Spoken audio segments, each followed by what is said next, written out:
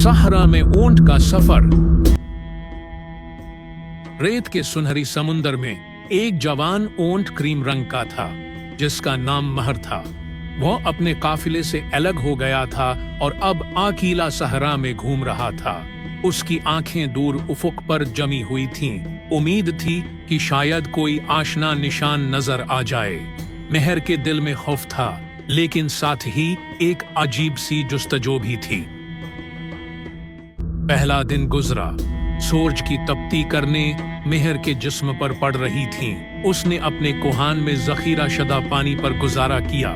शाम को जब ठंडी हवाएं चलने लगी तो महर ने अपने पांव जमीन पर टेक दिए और आसमान की तरफ देखा। सितारे उसके लिए रहनुमा बन गए, जैसे उसके अजदाद को राह दिखाते थे। दूसरे दिन सुबह सवेरे उठकर महर ने अपना सफर जारी रखा। दोपहर के वक्त उसे एक छोटा सा खजूर का दरख्त नजर आया। वो खुशी से उसकी तरफ भागा, लेकिन जब करीब पहुंचा तो मालूम हुआ कि ये महज एक शराब है। मायूसी के बावजूद महर ने हिम्मत न हारी।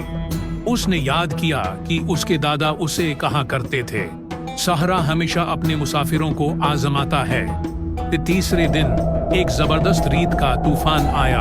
आसमान तारिक हो गया और हवा की आवाज एक खौफनाक गर्ज की तरह थी। महर ने अपनी लंबी पलकें बंद कर ली और अपने पांव जमीन पर मजबूती से जमा दिए।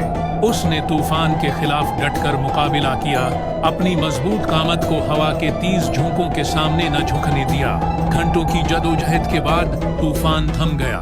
महर ने अपने आप को रीत से झाड़ा और आगे बढ़ा, अब पहले से ज्यादा मजबूत और आज़म के साथ। चौथे दिन महर को दौर से पानी की आवाज सुनाई दी। उसकी प्यास अब शदीद हो चुकी थी। उसने अपने कदम तेज किए और एक छोटे से तालाब तक पहुंच गया। पानी का ये छोटा सा दखीरा उसके लिए जन्नत का एक टुकड़ा था। वहां उसे कुछ दूसरे जानवर भी मिले, एक चीता, कुछ गजाल और एक अकाब।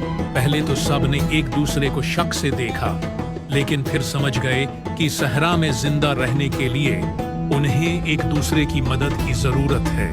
उन्होंने मिलकर पानी पिया और आराम किया।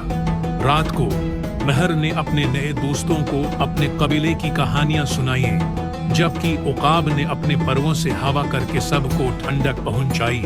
पांचवें दिन सफर शुरू किया।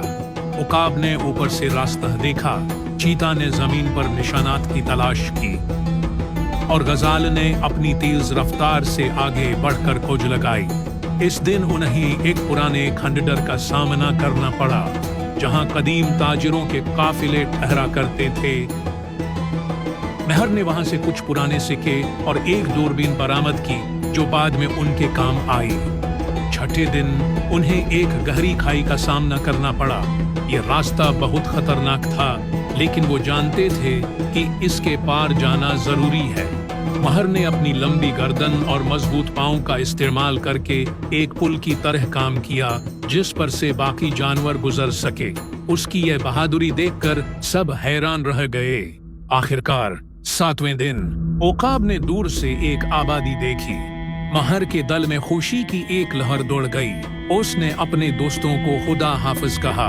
हर एक को एक खास तहफन दिया, चीते को एक पराना सक्का, गजाल को एक छोटा सा आईना और अकाब को वह दूरबीन जो उन्होंने खंडर से निकली थी।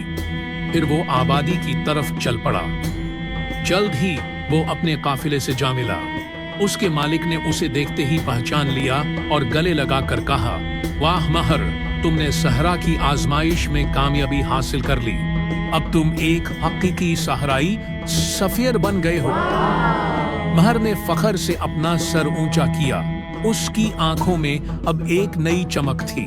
उसने अपने सफर की दास्तान सुनाई, जिसने सबको हैरत में डाल दिया। उसके मालिक ने फैसला किया कि अब महर काफिले का रहनुमा बनेगा। इस रात जब महर सो रहा था, उसने ख्वाब में अपने नए दोस्तों को देखा। वह जानता था कि उसका यह सफर सिर्फ एक आगाज था और आगे बहुत से और माजरे उसका इंतजार कर रहे थे। उसने अहद किया कि वो एक दिन अपने दोस्तों से दोबारा मिलेगा और उनके साथ नए सफर पर निकलेगा।